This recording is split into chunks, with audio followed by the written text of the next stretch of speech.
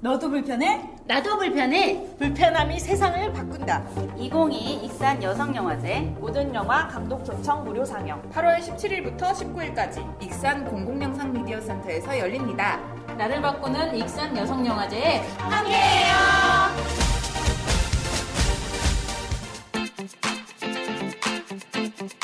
팟캐스트의 팟자도 어색한 우리가 1년에 한 번 영화제를 알리는 팟캐스트 녹음을 하고 있습니다. 우리는 2022 익산 여성영화제 기획단입니다. 8월 17일부터 19일까지 3일간 익산 여성영화제가 진행되는데요. 함께 웃고 울고 느끼고 알아가고 깨어날 당신을 기다리고 있겠습니다. 영화제에 대한 자세한 내용은 익산 공공영상미디어센터 홈페이지에 들어오시면 보실 수 있습니다. 지금 이야기를 준비하고 계신 2022 익산 여성영화제 기획단 분들과 간단한 인사 진행하고 시작하도록 하겠습니다. 안녕하세요. 네. 안녕하세요. 네, 저부터 먼저 소개를 할게요. 저는 익산 공공영상미디어센터의 강신지이고요. 익산 공공영상미디어센터는 모든 시민들이 미디어를 쉽고 자유롭게 사용할 수 있도록 다양한 활동들을 하고 있습니다. 안녕하세요. 저는 익산 여성의 전화에서 활동가로 일하고 있는 손인숙입니다.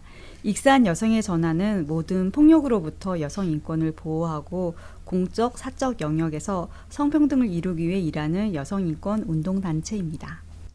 안녕하세요. YWC에서 일하고 있는 박순주입니다. 저희는 생명의 바람, 세상을 살리는 여성의 시민단체입니다. 저는 사단법인 농촌이민여성센터에서 활동하고 있는 김인선이라고 합니다. 저희는 농촌에 시집 와서 살고 있는 모든 여성들, 특히 이제 저희가 주 안점을 두는 건 이제 해외에서 오신 분들을 같이 어떻게 하면 살까 이걸 고민하는 그런 단체입니다. 안녕하세요. 저는 익산 공공영상미디어센터에서 상영을 맡고 있는 술술이라고 합니다. 네, 안녕하세요. 솜니 아이쿱 생협 활동가 조계현입니다. 솜니 아이쿱 생협은 아이쿱 자연드림 매장을 이용하며 만난 소비자 조합원들이 안전한 먹을거리, 농업, 환경, 교육, 육아, 여성 등 일상 문제에 대하여 조합원 스스로 대안을 만드는 협동조합입니다. 안녕하세요. 저는 한국문예교육협회 익산지부에 근무하고 있는 최진미입니다. 저희는 늦가기 학생과 공부를 하는데요. 60대, 70대, 또 80대 이렇게 모든 분이 한 교실에 모여서 즐겁고 알찬 공부를 하고 있습니다. 안녕하세요. 저는 평화바람의 오이라고 합니다. 평화바람은요, 그 평화가 깨지는 현장에서 평화를 세우기 위해서 일하는 단체입니다. 네, 모두 반갑습니다. 오늘은 익산 여성영화제 상영작인 태어나길 잘했어에 대해서 함께 이야기를 나눠보려고 하는데요. 제목부터 호기심을 자극하는 영화 태어나길 잘했어는 최진영 감독의 장편 데뷔작인데요. 손에 땀이 마를 날 없는 다한증 때문에 외로움과 부끄러움을 갖고 살아가는 춘희가 새로운 인연들을 만나면서 벌어지는 사랑스러운 성장담을 그리고 있습니다. 최진영 감독님은 옆 동네인 전주에서 10년이 넘는 기간 동안 촬영하면서 다양한 작품을 만들고 계십니다. 앞으로 이야기를 나눌 이 영화는 오사카 아시안 영화제에서 재능상을 받기도 했습니다. 네, 다들 영화 보시고 오셨을 텐데요. 영화 보시면서 혹시 인상적이었던 부분들은 어떤 것들이 있는지 얘기해 볼까요? 저부터 얘기해도 되나요? 네. 저는 사실 영화 내용보다는요, 영화에 너무 익숙한 사람들이 나오고 익숙한 장소들이 나오는 거예요.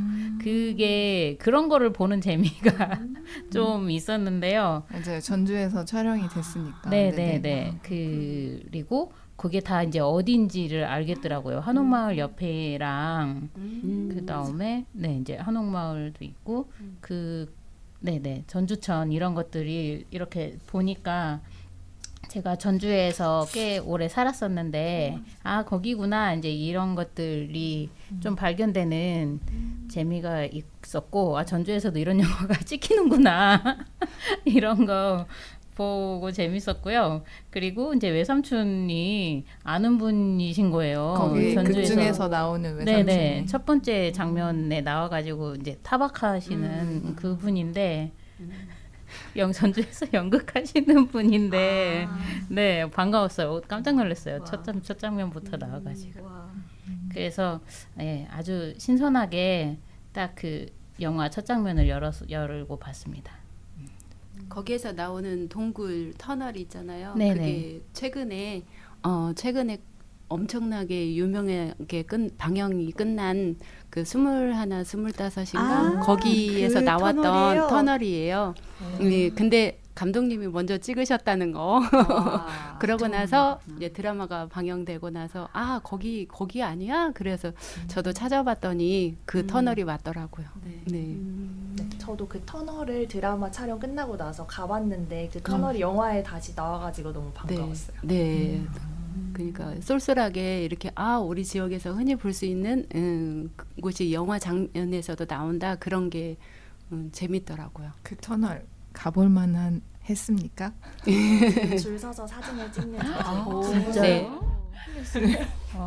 그냥 터널은 그냥 터널이고 옆에 전주천과 그 벽화동네 그런 데랑 그 치명자산 성지 이런 데로 이렇게 이어지는 주변이 좀 예쁜 곳인 것 같아요.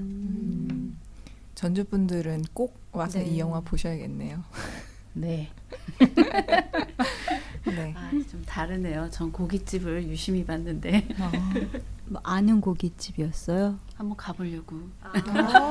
저는 왜 삼촌이 거기서 굳이 다락방이 공개되고 나서 보니까 진짜 한 사람이 겨우 누울 수 있는 그 정도밖에 안 되는 다락방인데 굳이 왜 다락방을 고집했는지 이유가 있긴 있는데 할머니가 같이 지내자 그랬는데 어떻게 독립돼야지 같이 있는 거 싫어한다 그러면서 다락방을 해주는데 그 다락방에 사람이 살만한 곳이 아닌 것 같은데 그런 곳을 굳이 막 삼촌이 그렇게 강조했는지 그것도 저는 좀 이상했었어요. 계속 보는 내내 그 영화적인 장치를 위해서 그 다락방을 선택한 건가 이런 생각이 들 정도로 그 삼촌이 너무 과하게 막 방이 있는데 그거 수리 좀 해주면 되는데 어차피 다락방 할 그 정도 저기면 그래서 그랬는데 나중에 진행되고 전개되는 걸 보면서 어떻게 보면 저는 약간 그런 생각이 들었어요.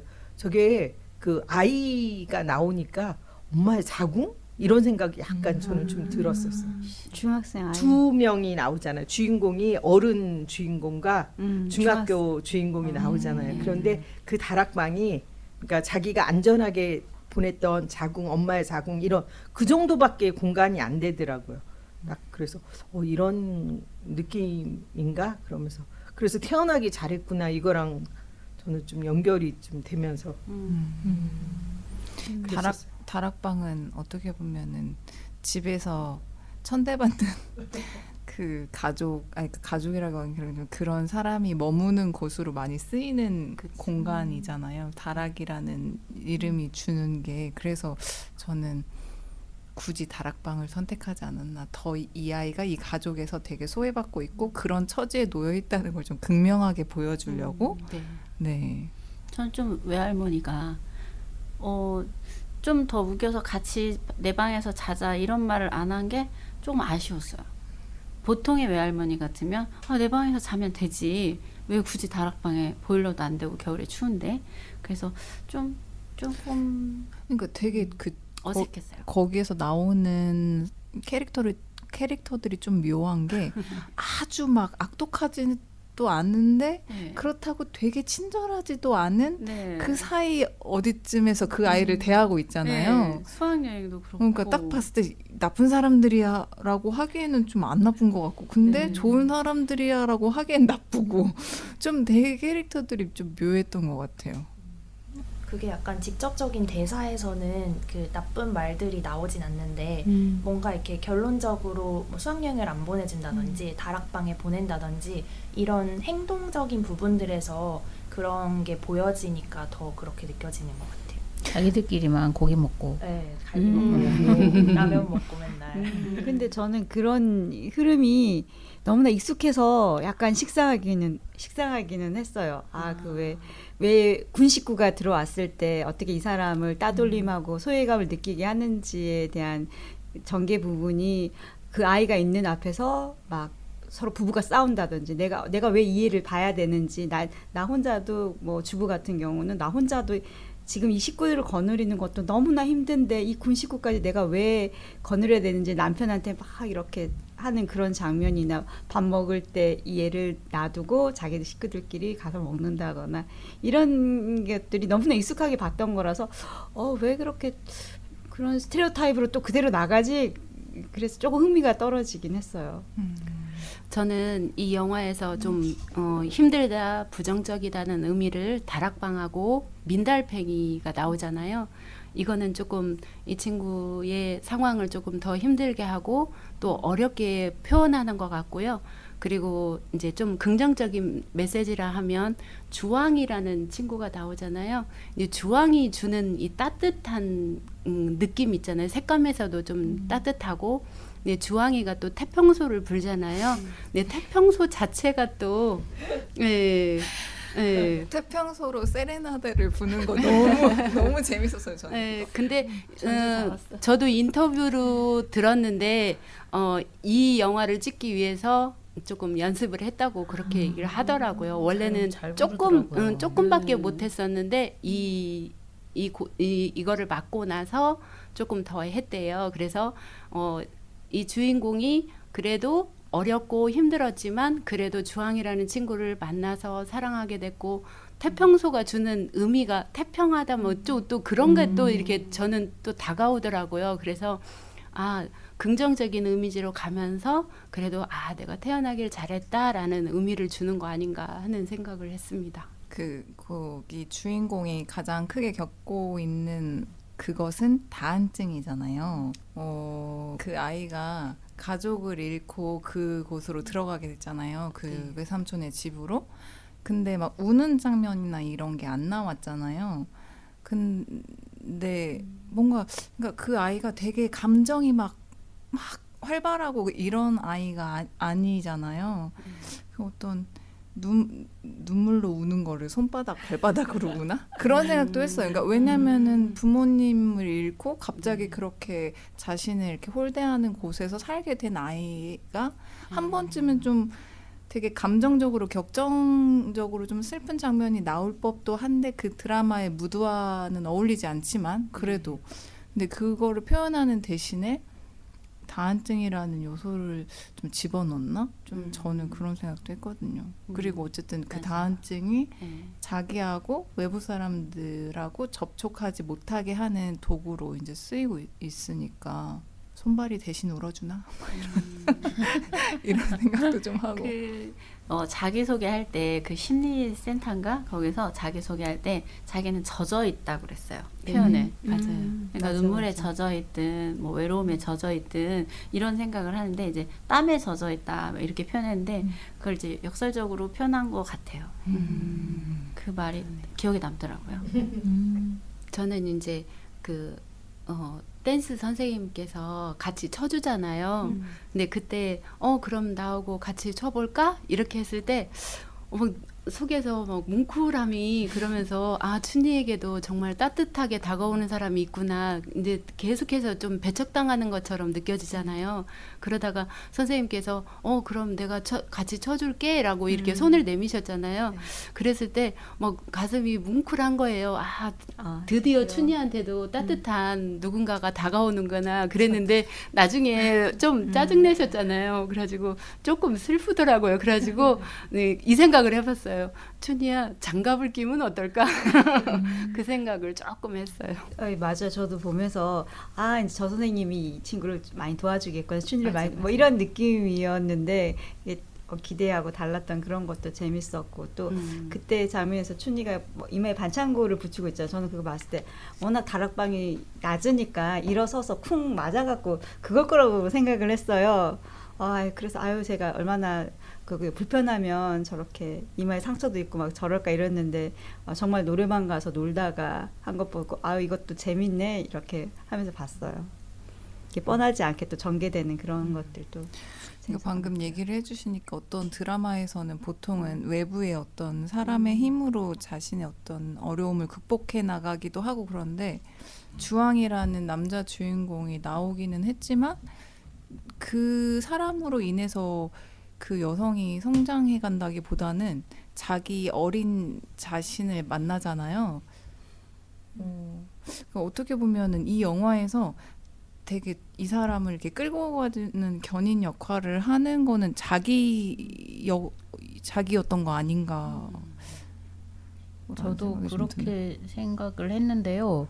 그 외부의 요인하고는 별개로 어쨌든 다한증 때문에 다한증은 그냥 도구인 것 같고 관계를 이렇게 벽을 쌓게 만드는 그런 도구인 건데 외부의 뭐라고 해야 되지? 배제나 이제 이런 거에 비해서 너무 자기를 잘 돌보는 거예요. 뭐 노래방이라든지 동물원이라든지 이런 데 가서 환하게 웃으면서 즐기잖아요. 이제 그런 면도 그렇고 이제 자기가 다 컸을 때도 저는 그러니까 자기를 돌보기 때문에 주황이라든지 이제 그 노숙인이라든지 이제 이런 사람들한테 이렇게 뭔가를 내밀잖아요.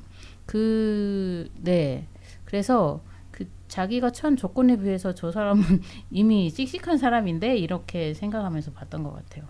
씩씩하게 잘 생활하고 밝고 주변에 사람을 이렇게 만나가는 과정들도 참 좋았는데 결국은 이 민달팽이가 자꾸 나오지만 서울의 청년 주거를 해결하려는 청년들 모임이 민달팽이 유니온이거든요. 그래서 이 성인 여성이 그 집에서 벗어나지 못하고 경제적으로 독립 못하고 그냥 거기서 계속 헤매는 모습이 저한테는 되게 꽂혀서 되게 안쓰러운 거죠. 그래서 그런 것들이 어떻게 해결되지 못하고 주변에서 이제 가족들도 뭐라 그래야 되지?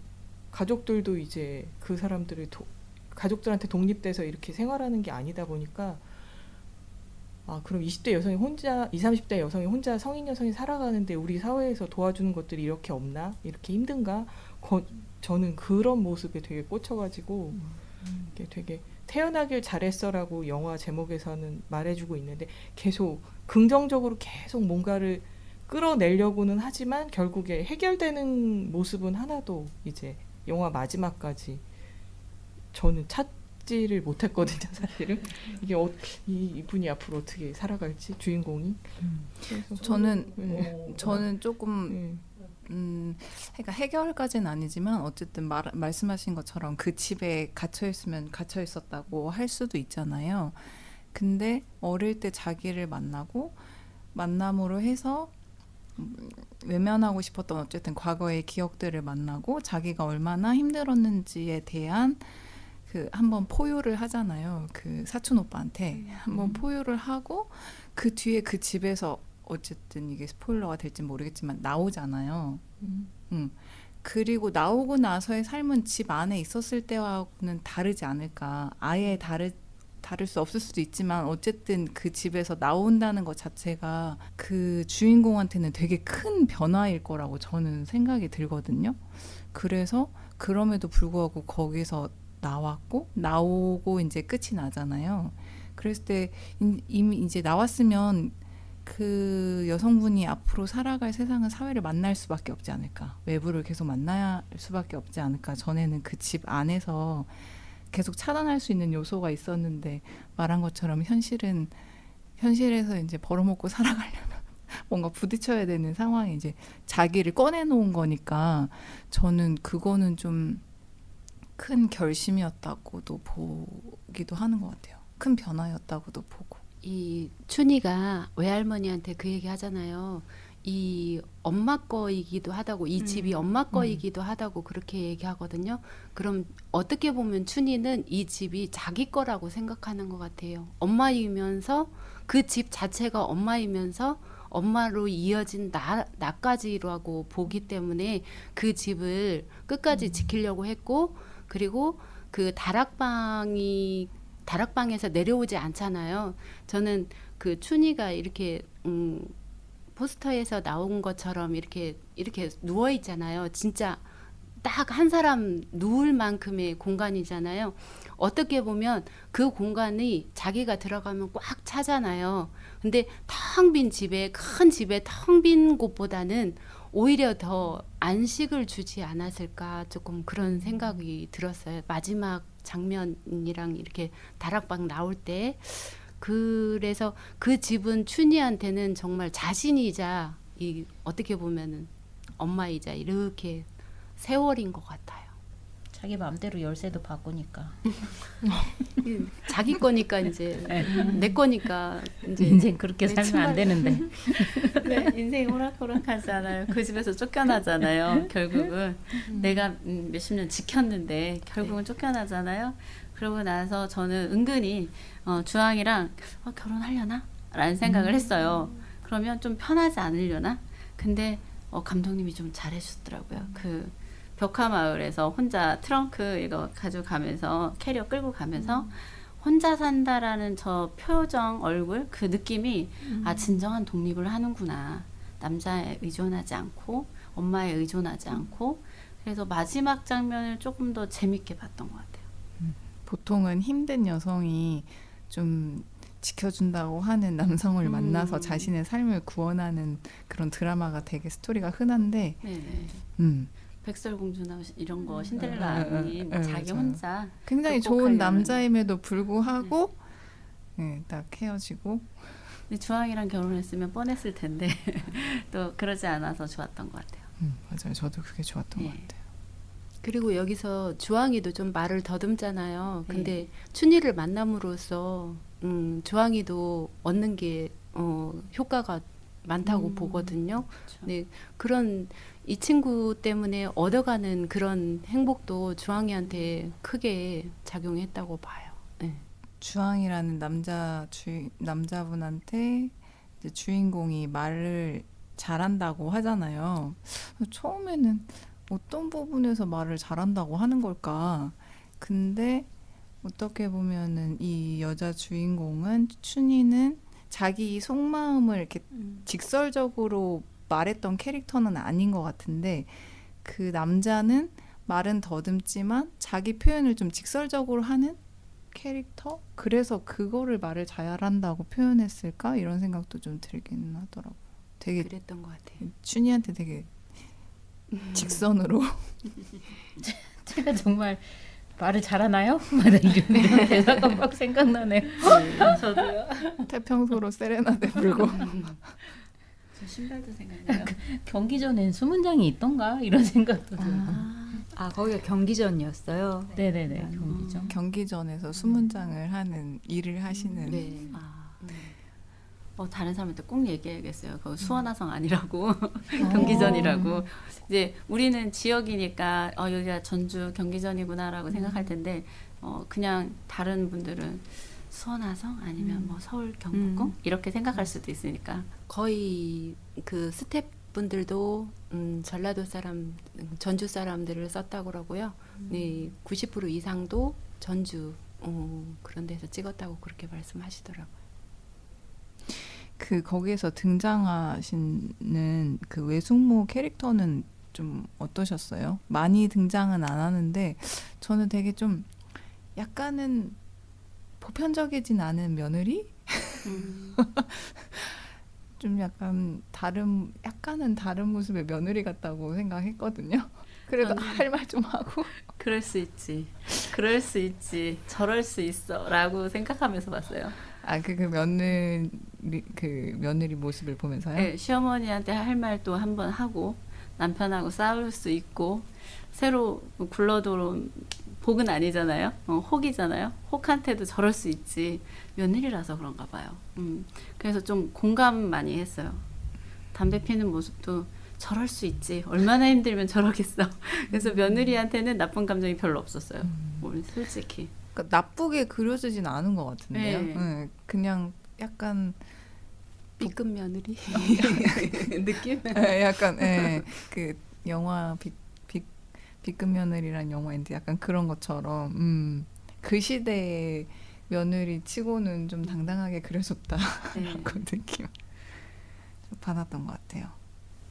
더하지도 덜하지도 않게 적당히 그럴 수도 있지. 네. 맞아요. 그 좋지도 느낌이었던 않고 것 같아요. 악덕하지도 않고.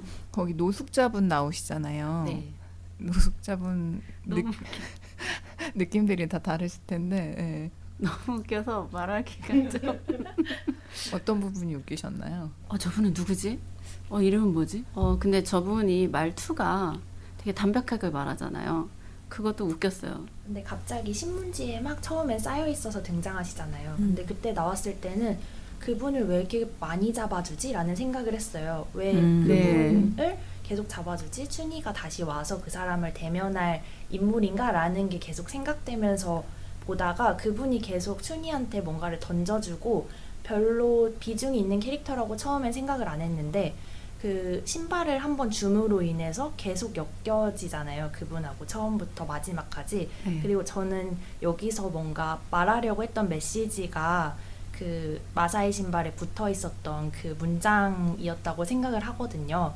근데 그 문장을 처음에는 노숙인 분한테 주고 그거를 또 나중에 그 주왕이라는 인물한테 마사이 신발을 선물함으로써 계속 뭔가 사람을 만나면서 성장해가는 것들을 그려내고 있다는 걸로 생각해서 그 노숙인 분이 정말 작은 비중 같았지만 결국엔 굉장히 큰 인물로 그려지고 있다는 생각이 들었어요. 약간 숨 쉬는 구멍 같은 느낌. 순간순간 잠깐씩 이렇게 뭐 물속에 들어갔다 이렇게 숨 쉬러 나오잖아요. 해녀가. 그런 것처럼 잠깐씩 숨 쉬면서 돌아갈 수 있게 해주는 역할, 약간 산신령 같은 그런 느낌이었던 것 같아요. 전 춘희가 동질감도 좀 느끼지 않았을까. 자기 처지를 다르다고 느끼지 않았을 것 같아요. 그 사람이 되게 다르게 보이지 않았을 것 같은 느낌도 조금 들었어요. 본인의 집이 어떻게 보면 없는 처지도 동일하고 만약에 결심을 해서 나오는 과정에도 자기도 누군가의 도움을 받으면 되니까 그렇게 생각할 수도 있고 중간중간 문득문득 그 배우분이 워낙에 독립영화나 이런 데 재밌게 나오시는 분이라 너무 분장이 티가 맞아요. 진짜 말끔한 얼굴에 그냥 까만 거 칠했구나 이런 그러니까 그냥 노숙인이라고 이렇게 몰입이 안 됐어요. 이렇게 연기자를 하나 또 투입한 그 느낌. 나 노숙인 연기하고 있어. 약간 그래서 조금 오글거렸어요. 그럴 수 있을 것 같아요. 제가 인터뷰 장면에서 영화에서 이 사람이 나왔대는데 매칭이 안 되는 거예요. 그래서 보니까는 그 노숙인이었던 거예요. 근데 이제 이렇게 예쁘게 원피스 입고 나오셔요. 근데 처음에 몰라봤어요, 진짜. 그 노숙인일 거라고 생각을 못하고 계속해서 어떤 사람이지? 그 영화를 계속해서 생각해보는 거예요. 나중에 이제 인터뷰 내용에서 노숙인이라고 얘기를 하더라고요. 아까 전에 이제 말씀을 하시다가 노숙인이랑 본인이랑 약간 동질감을 느꼈을 거라고 얘기를 했잖아요. 근데 저는 중간에 터널에서 번개를 맞을 때 이게 왜 번개를 갑자기 맞지? 하는 생각에 약간 뭔가 자기적인 느낌을 살짝 받기는 했는데 이제 나중에 번개를 맞고 노숙인이랑 옆에 같이 있는 장면이 보여지면서 그 춘희도 되게 까맣게 되잖아요. 그런 부분들도 약간 그 동질감을 느낀 걸 표현하려고 했나라는 생각이 갑자기 그 말씀을 들으니까 들어요. 저는 그 번개 맞을 때 해도 너무한다. 이제 번개까지? 이런 생각하면서 봤는데 근데 나중에 가끔 이렇게 숨 쉬러 가려고 인연을 맺어줬나 보다 이런 생각했어요. 그러니까 그 영화 자체는 어떻게 보면 되게 코믹이 아니잖아요. 전반적인 분위기가. 근데 중간중간 그런 요소들이 되게 뭔가 시트콤 같은 그런 거 있었던 것 같아요. 네. 그래서 이 영화의 장르는 무엇일까? 전체적으로 약간 뜬금없다거나 맥락을 잘 모르겠다거나 약간 이런 느낌으로 봤던 것 같아요.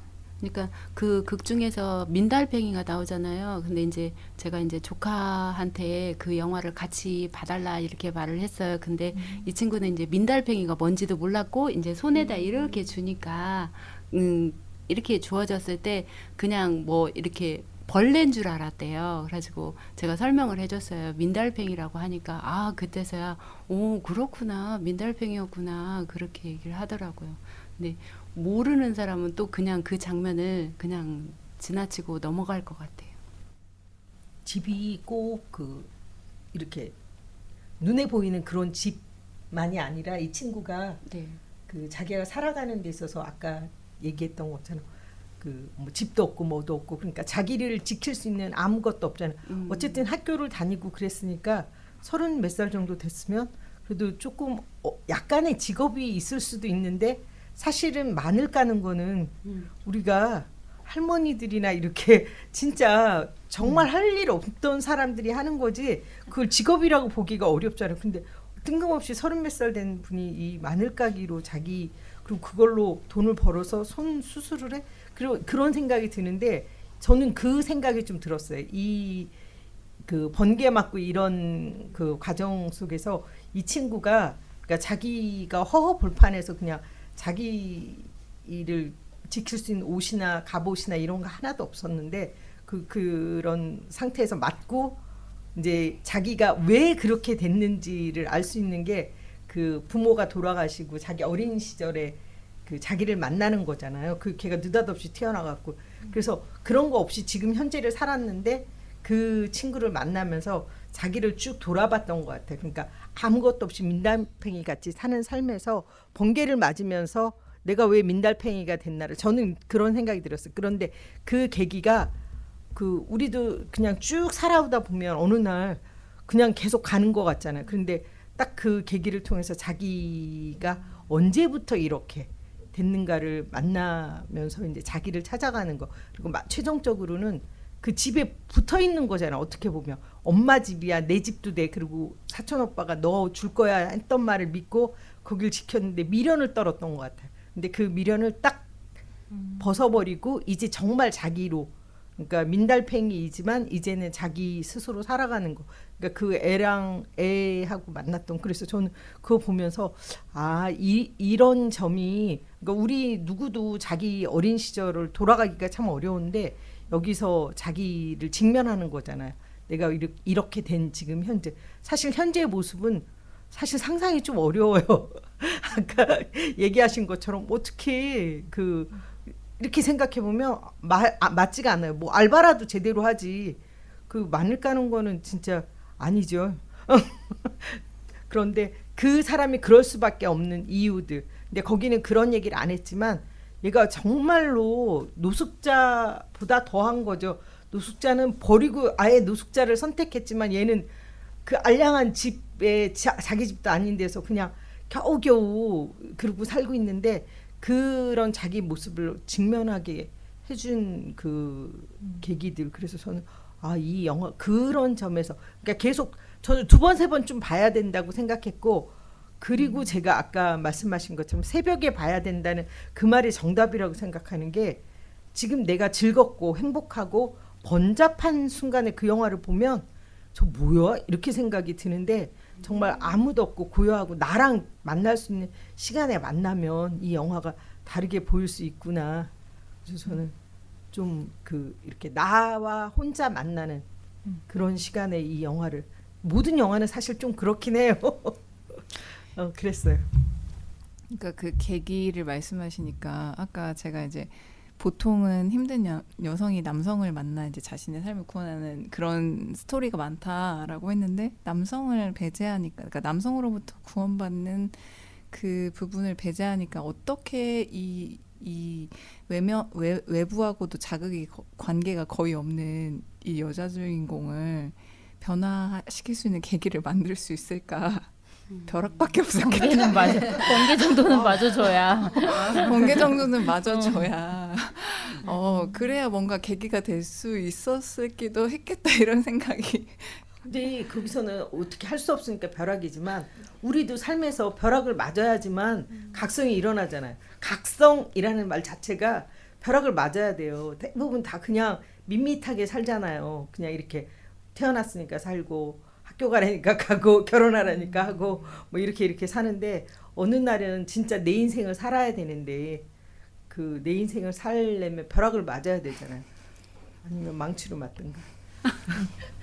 아니 벼락이라고 하니까 되게 웃겼는데 지난주에 제가 벼락을 맞았어요. 사실 그런 벼락은 아니고 대상포진이 온 거예요. 근데 제가 좀 바쁘게 살다가 이것도 저것도 제가 뭐 이렇게 돌봐주고 뭐 딸아이도 그렇고 뭐 아픈 친척이 입원해서 그 병원도 가서 뭐 목욕도 시켜드리고 이러는데 벼락을 맞더니 제가 제 몸을 돌보기 시작하는 거예요. 그래서 대상포진이 이제 바늘로 찌른다고 하잖아요. 그 단계를 넘어서 송곳으로 찌르는 통증이 왔는데 그래서 한의원을 가고 뭐 정형외과를 간 거예요. 하필이면 그게 고관절 쪽이라. 그랬더니 다 아니어서 나중에 이제 대상포진이라는 걸 알았거든요. 그 다음 그 시간부터 제가 핸드폰을 꺼놨어요. 오직 나한테만 투자하자 이제 모든 시간을. 그래서 벼락이라고 얘기하니까 사람 벼락 맞아야 자기 자신을 돌봐요. 지금 갑자기 벼락 맞고 자기 자신을 만나셨네요. 네, 그래서 홈쇼핑에서 뭘 사고 나를 위해서 항상 뭐 딸아이 것만 사다가 나를 위해서 뭘 좀 사야겠다라는 생각이 번쩍 드는 거예요. 선생님 말씀 맞네요. 벼락. 네. 그래서 지금 계속 지난주 목요일부터 저만 돌보고 있습니다. 쭉 그렇게 하세요. 감사합니다. 그 춘희가 방금 이제 뭐 벼락 얘기 나오고 어린 춘희를 만난 얘기 나왔는데 어릴 때 뭐 몇 살이라고 하는 것도 그냥 애매하고 그냥 어릴 때 자기 자신 만나면 무슨 얘기 해주고 싶으세요? 할 말이 되게 많죠. 진짜 많은데 사연이 많은 사람일수록 할 말이 더 많을 것 같긴 한데 눈물부터 날 것 같아요, 막. 너무 많아서요. 너무 많아서. 전 나중에 얘기해 드릴게요. 저는 그러니까 뭐라고 얘기해? 뭐부터 얘기해 줄까? 뭐부터 얘기해 줄까? 1번이요. 10대. 10대? 10대? 10대 이하는 기억이 안 나잖아요. 그래도 한번 쥐어 짜볼까요? 뭐라고 얘기하고 싶은데. 저는 그 어렸을 때 그 이렇게 차별을 되게 많이 받았거든요. 그러니까 엄마가 큰 딸하고 저는 둘째인데 차별이 되게 심했는데 그래서 저는 못생긴 게 제일 나쁜 욕이라고 생각을 했어요. 그래서 그 못생긴 거를 이렇게 애들이라도 저 왜 시커매 이러면 그게 되게 저한테는 충격이었거든요. 근데 나중에 이렇게 보니까 못생긴 것도 별로 아니었는데 되게 못생긴 거가 최대의 욕이라고 생각했고 그래서 어린 저를 만나면 야, 너 괜찮어 이렇게 너 자체로 되게 괜찮어 이렇게 얘기해 주고 싶어요. 근데 저는 그것 때문에 평생을 좀 힘들게 그러니까 무시하고 살았던 것 같아요. 그리고 저희 어르신들하고 수업하면 선생님 왜 화장도 안 하고 막 이래요. 그래서 제가 그 화장을 하면 내가 내 컴플렉스를 가리려고 하는 것처럼 보일까 봐 오히려 안 한다. 나는 내 컴플렉스로 그냥 인정 안 하고 살고 싶어서 그냥 안 한다 이렇게. 그런데 지금은 뭐 헬스도 그만 안 해도 그만 그렇게 생각하면서 어린 저한테 돌아가면 너 괜찮아. 야, 사람은 다 각각 생기는 거야. 이렇게 얘기해 주고 싶어요. 저는 초등학교 이제 딱 입학을 했는데 제가 다른 친구들보다 이만큼이 더 있는 거예요. 키가. 네. 그러니까 아빠가 키가 더 큰 거였죠. 아빠가 크셨어요. 옛날 분에 비해서. 엄마도 크셨어요. 그러다 보니까 제가 바둑 상태가 굉장히 좋았어요. 어렸을 때부터. 그래가지고 초등학교 6학년 때 거의 60이 넘었으니까 계속해서 큰 거예요. 다른 친구들보다. 그러니까 눈에 띄지 않으려고 숨어도 제가 눈에 띄는 거예요. 네. 그래서 좀 준육이 들었던 것 같아요. 그래서 만약에 초등학교 1학년 머리 하나 다른 아이들보다 머리가 하나가 더 있는 나를 만나면 순주야 너 나중에는 키 큰 사람이 더 우대받아. 그래. 그러니까 걱정하지 마. 네, 지금 네가 숨고 싶어도 네가 튀고 싶지 않아도 튀는 거 그거 괜찮아 이렇게 말해주고 싶어요.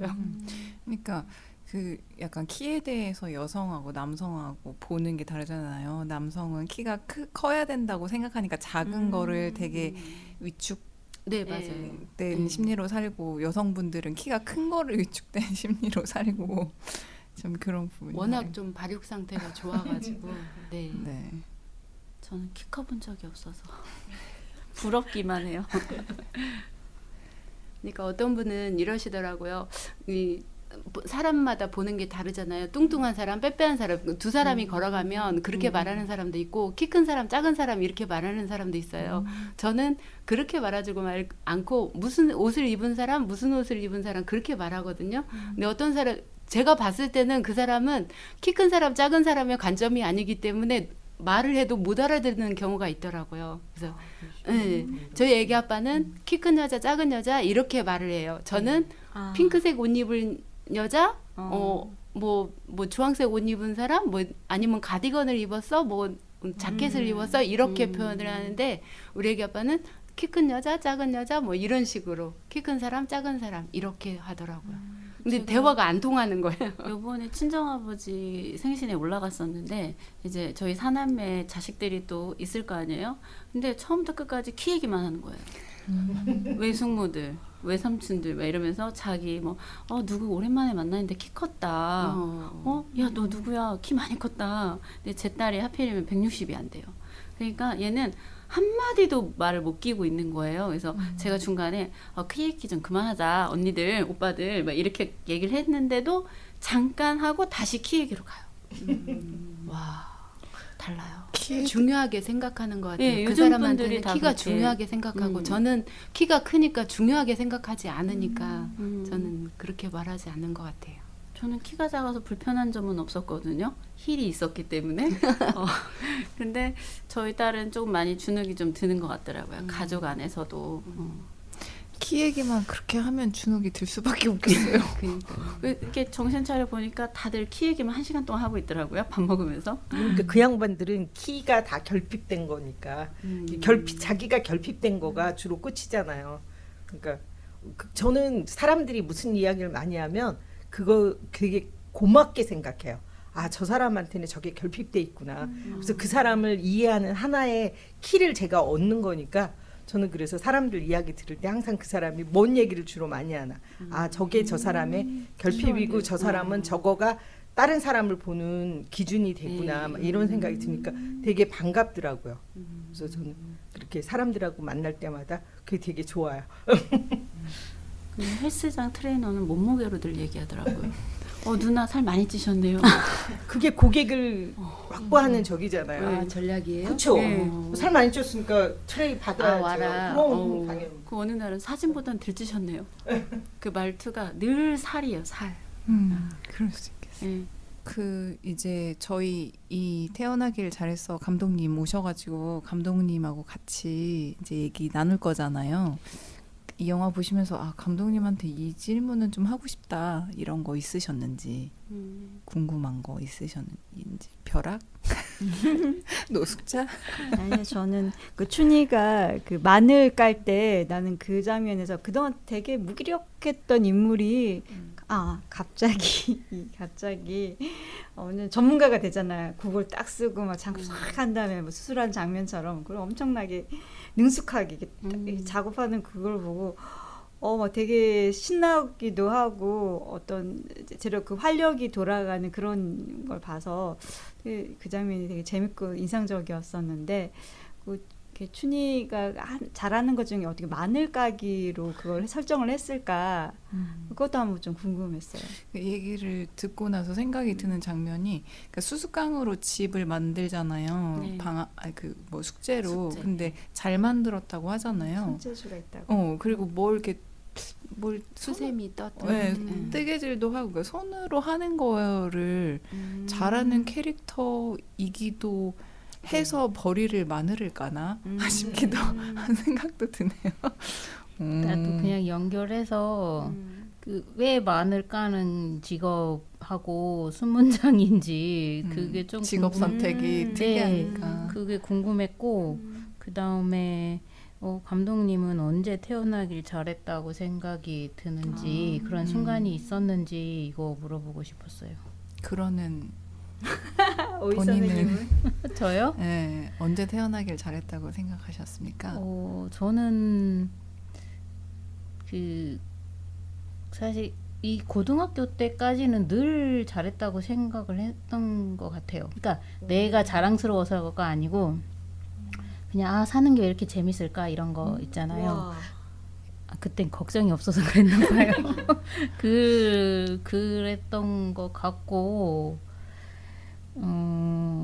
이제 그 이후에는 괴롭기도 하고 아무튼 네 다른 생각을 할 수도 있겠구나 이제 이렇게 생각을 했었던 것 같아서요. 뭐 많이 있습니다. 얘기 나온 김에 언제 태어나길 잘했다는 생각 해보셨는지 한번 얘기해 궁금하네요, 갑자기. 저는 그동안 뭐 즐거운 일은 별로 없었거든요. 근데 문해교사 하면서 이제 그 전에 이제 역사 강사였어요. 그래서 역사 수업하면서 태어나길 잘했네. 6.25 때 아니면 일제강점기에 태어났으면 난 진짜 힘들었겠다. 지금 태어나길 잘했다라는 얘기를 굉장히 많이 해요. 아이들한테도 하고. 그러면서 그때 태어나신 분들을 제가 가르치는 직업을 하고 있잖아요. 그래서 어머님들한테 고생하셨다. 6.25 끝났을 때 뭐 예를 들어서 뭐 4살, 5살 이런 분도 있고 10살인 분도 있고 오빠들 다 끌려갔었다. 우리 집 풍비 박살 났었다. 그래서 초등학교 1학년 다니다 못 다녔다. 이런 얘기를 들을 때마다 내가 그 이후에 태어나길 정말 잘했다. 이런 생각을 했습니다. 저는 어느 시대에 태어났다 이런 거보다 태어나길 잘했다라는 생각보다는 요즘에 우리나라에서 태어나길 잘했다라는 생각을 했던 것 같아요. 시국이나 뭐 이렇게 전쟁도 있고 뭐 여러 가지로 봤을 때 그냥 우리 나라에 대해 장소에 대한 고마움 맞아요. 그런 게 조금 있고 뭔가 출산을 경험하다 보면 태어나길 잘했어라기보다 내가 얘한테 생명을 걔는 원치 않았는데 갖게 됐잖아요. 그래서 저보다는 이 아이가 태어나길 잘했다는 생각이 들까에 더 취중한 삶이었던 것 같아요. 이런 질문 자체가. 이 선생님 오이쌤은 되게 즐겁게 난 태어나길 잘했다고 막 그러셨는데 그런 생각을 청소년기 때는 못하고 넘어갔던 것 같아요. 저는 이제 이 영화가 제 담당이다 보니까 그 감독님께서 스태프분들도 이제 전라도에 있는 분 선정을 하셨다고 이제 장소도 거의 우리 지역에서 찍었다고 그러니까 감독님으로서 우리 지역의 매력 그런 게 있다면 어떤 게 있을까요? 그런 질문을 하려고 준비해놨습니다. 그러셨구만요. 저는 이렇게 태어나기 잘했어라고 느낀 게 뭐냐면 저는 그러니까 한 철이 들고 나서 내가 살아온 환경에 대해서 되게 나쁘다라고 생각했는데 그 나쁜 게 이제 사람들을 만나면서 제가 한 30대, 40대, 50대 이렇게 쭉 올라오면서 사람들을 만날 때 제가 겪었던 일들이나 제가 처했던 상황들이 너무나 다른 사람을 이해하는 데 도움을 주더라고요. 그래서 저는 너무 재밌어요. 그런 게. 나만 이렇게 힘들고 나만 공감 못 받고 막 이랬다 생각했는데 다른 사람하고 만나면서 이야기를 들으면 그 이야기가 그림 그리듯이 그려지니까 그럴 때 저 정말 감사해요. 그리고 저는 엄마한테도 되게 감사해요. 왜냐하면 엄마가 그렇게 차별하지 않았더라면 지금의 내가 없었을 거라는 생각이 들거든요. 그때부터 계속해서 왜 이렇지라고 생각을 했거든요. 질문을. 그러니까 이렇게 받았으니까 내가 열등해라고 생각한 게 아니라 나는 괜찮은데 왜 열등한 사람을 만들었지라고 계속 고민을 했거든요. 근데 그 원인이 나한테 있는 게 아니라 상대방의 원망이나 자기의 소망이나 결핍이 나한테 덮어 씌워진 거구나 이렇게 알게 되면서 너무나 사는 게 즐거워요. 그리고 다른 사람도 보면 그 사람들이 다 얘기해요. 자기의 결핍이나 이런 게. 말은 안 하고 자기는 비밀이지만 그 사람의 말투나 이런 거 행동 속에서 그게 다 나오고 자식을 대하는 거 남편을 대하는 거 보면 다 나오는데 그런 거 볼 때마다 나는 아직도 더 살아야겠구나. 그 호기심을 다 채우고 나면 이제 가겠지. 그러면서 저는 태어난 게 너무 고맙고 저가 살아온 환경이 너무 좋다라는 생각을 해요. 그건 맞는 것 같아요. 좀 힘들게 살면 다른 사람에 대한 공감이 100% 되거든요. 그래서 정말 사는데 질이 높아지는 것 같아요. 이제 와서. 저는 결혼하고 나서 아기 아빠가 이제 미대 나와가지고 미술학원을 15년 했어요. 그러고 나서 한 5년은 이제 자영업 조금 했고, 그러니까 아기 아빠가 늘 자기는 뭘 하고 싶고 5년 후에는 뭘 하고 싶고 10년 후에는 뭘 하고 싶고 이런 게 있어요. 근데 저는 어렸을 때 딱히 뭔가를 해보고 싶고 뭐가 되고 싶고 이런 게 없었던 것 같아요. 너무 생각 없이 그냥 유년 시절을 건너고 이렇게 해서 엄마가 하라면 하고 아빠가 하라고 하고 그렇게 지냈던 것 같아요. 그게 너무 매력이 있었어요. 은근히. 근데 20년을 남편을 따라다녀 보니까 저한테 남은 게 아무것도 없는 거예요. 자격증도 없죠. 막 아무것도 안 남은 거예요. 그래서 제가 조금 원망 아닌 원망을 조금 했어요. 애기 아빠한테. 근데 이제 자격증 따고 저도 공부 조금 더 하고 그러고 나서 이것도 이제 계약직도 해보고 계속해서 오너 생활을 했었잖아요. 이제 거기에 너무 안주했던 것 같아요. 근데 이제 뭐 직장 생활도 이제 새로운 직장 생활인 거죠. 이제 이제 뭐 40이 넘어가지고 왜 자격증 따서 이제 컴퓨터도 컴맹이었다가 컴퓨터 따가지고 이제 막 배워가면서 하고 근데 어려움도 많이 겪었지만 지금은 어느 정도는 이렇게 자리를 잡았거든요. 근데 처음에는 애기 아빠한테 조금 원망이 있었어요. 왜냐하면 미리 놔두던지 아니면 나를 개발시켜주는 시간을 좀 줬어야 되는데 그게 안 됐어요. 학원을 하다 보니까 거의 일이 제 일이에요. 그러다 보니까 시간이 없고 아이들을 키우다 보니까 그런 게 없었고 그래서 그런 거에 대한 원망이 있었는데 지금은 어느 정도 자리 잡으니까 그런 마음이 없어지면서 그래도 내가 지금 잘 하고 있고 작년 슬로건이 좋았던 게 제가 그거였어요. 네.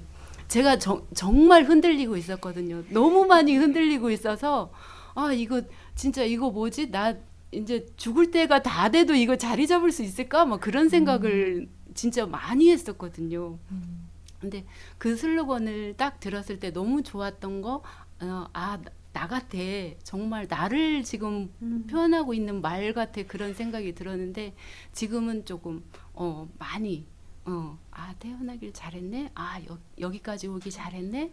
선택 잘했네. 좀 그런 생각이 많이 들어요. 어쩐지 뭔가 신입의 긴장감이 느껴지시더라고요. 뭘 하나를 할 때도 그냥 안 하시고 엄청 준비하시고 엄청 긴장하시고 그래서 그게 거기에서 나오는 마음이었구나 근데 싶네요. 지금 진짜 준비는 많이 했거든요. 근데 머릿속에 계속 이제 뭐 퍼져나가가지고 이게 딱 안 오는 거예요. 이렇게 퍼져가지고 또 이제 그때는 좀 잘해보겠습니다. 독립을 축하드려요. 감사합니다. 20년 만에 독립했습니다. 지금은 모든 거 다 독립했습니다. 경제적인 거 이제 그때는 차 운전도 못했어요. 아가씨 때 차 운전면허증을 땄어요. 22살에. 근데 아빠 권유로 땄는데 장롱면허 하다가 봉고차 몇 번 몰다가 너무 이제 봉고차가 크니까 이스타나가 커요. 크고 높고 막 버스처럼 이렇게 스프링도 있거든요. 그러다 보니까 이제 겁이 나서 이제 못 나버린 거예요. 근데 지금은 경제적인 것도 운전도 어디든 나 혼자 할 수 있는 진짜 독립. 제가 부르짖었거든요. 나는 이제 독립할 거야. 근데 이제 저의 마지막 독립이 제주도에서 한 몇 년 살아보는 거. 네, 그게 꿈이에요, 제가. 벼락을 잘 맞으셨네요. 축하드립니다. 그것도 벼락이겠네요. 벼락 축하드려요. 맞아요. 감사합니다. 저는 감독님하고 얘기하고 싶을 때 2탄 운전하길 잘했어. 비슷한데요. 저는 면허증이 없었어요. 그냥 평생 택시나 타고 버스 타고 이렇게 편하게 살려고 내가 왜 운전까지 그 힘든 걸 운전에 대한 겁이 좀 많았거든요. 그래서 교통사고 이후로 운전은 진짜 싫었는데 제가 40살에 운전면허를 땄어요. 그 힘든 걸. 그러고 나서 일단은 일주일에 2번만 운전할 거야. 가까운 거기 출근해야 하는 그곳을. 근데 점점 차가 세워져 있더라고요. 그리고 나서 친정이 천안인데 천안을 가는 버스가 없어진 거예요. 그래서 제가 장거리 운전을 시작을 하게 됐어요. 그래서 운전하길 잘했어 하나 만들어 달라고 하고 싶은 지금은 운전 없이 못 살 것 같아요. 그죠? 영화가 참 좋은 영화네요. 왜냐면 영화 얘기 반, 삶의 얘기 반, 자기의 삶의 얘기를 꺼내볼 수 있는 요소들이 있는 영화인가 봐요. 네, 그런가 그 봐요. 제목도 태어나길 잘했어 라는 제목이 감독님한테 묻고 싶다고 했지만 또 각자에게 묻게 되면서 다양한 자기들의 얘기도 나오고 네 그런 아주 좋은 영화가 아닌가. 그래서 영화제 때 오셔가지고 같이 보시면서 취향은 다 조금씩 다르겠지만 어쨌든 한 사람이 막 누군가에 의해서 성장한다기보다 진짜 자기가 외면했던 자신을 만나면서 자기를 성장시키는, 그게 되게 누구한테는 미미해 보일 수 있지만 여기 처음에 말씀해 주셨던 민달팽이가 조금씩 움직이는 것처럼 그렇게 조금씩 자기를 세상으로 꺼내 놓는 되게 미미해 보이지만 그런 모습을 담은 아주 좋은 영화가 아닌가. 그래서 이거 외에도 되게 세부적인 이야기들이 많지만 그런 거는 이제 감독님과 함께 영화 보고 나서 이야기 나누면 참 좋지 않을까, 그런 생각이 들고요. 이제 시간이 많이 됐으니까 이제 거의 마무리를 해야 돼요. 그래서 오늘 어떠셨는지 뭐 영화에 대해서 얘기하셨는데 어떻게 뭐 마무리 이야기 하시고 싶은 거 있으시면은 네, 한마디씩 하시고 오늘 정리하도록 하겠습니다. 올해 처음으로 여성 영화제를 담당하게 되었는데요. 제가 그래도 여성 남성 평등하게 이제 생각하고 있다고 생각했던 부분들이 많이 있었는데 실천하고도 있다고 생각했는데 의외로 아닌 부분들도 많이 발견하게 됐어요. 그래서 앞으로도 많이 배우고 또 실천하는 그런 사람이 되려고 노력하겠습니다. 이야기 나누다 보니까 이 영화에 대한 불만을 토로하면서 왔는데 확실히 영화는 여럿이 같이 보고 그러니까 이야기를 나누면 너무 좋구나 이런 생각이 들었고요. 그래서 이거 들으시는 분들도 그때 영화제 할 때 오셔가지고 보고 나서 후에 풍성한 이야기들을 꼭 즐기시면 좋겠다 이런 바람이 생겼습니다. 저도 동의하는데 영화는 절대 혼자 보면 안 되고 보고 나서 꼭 디프리를 해야 된다 이런 생각을 했어요. 그리고 오늘 이 자리 똑같고 또 영화는 한 번 보면 안 된다. 2번 봐야 된다. 맞아. 이야기하고 다시 보고. 그래서 저는 그런 느낌이 여기에서 정말 더 진하게 받았습니다. 선생님, 영화는 새벽에 봐야 됩니다. 모든 장면 하나가 다 살아있어서 정말 선생님들하고 얘기하고 하니까 다 살아나는 거예요. 그 기억 장면들이. 그리고 뭐 태어나길 잘했다라고 말하는 사람이 이 세상에 몇 명이나 되겠어요. 근데 살아보니까 죽지 않고 사는 게 더 낫더라고요.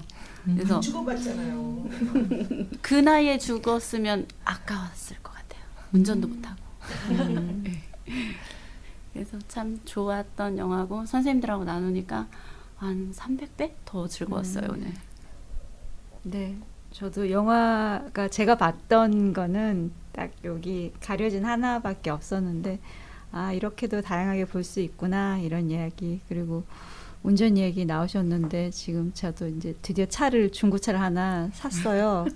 그래서 오늘 지금 운전 교습 끝나고 가서 할 텐데 되게 기대됩니다. 네. 응원합니다. 축하드립니다. 안전운행 하시길 빌게요. 제가 봤던 내용과 너무 다르게 좋은 얘기들 많이 해주셔서 제가 진짜 다시 한 번 더 봐야 될 것 같아요. 제가 너무 한쪽으로만 생각하고 깊게 빠지지 않았나. 그래서 꼭 한번 다시 보겠습니다. 네. 저는. 네, 영화제에 오셔서 보셨으면 참 좋겠습니다. 저도 너무 즐거웠고요.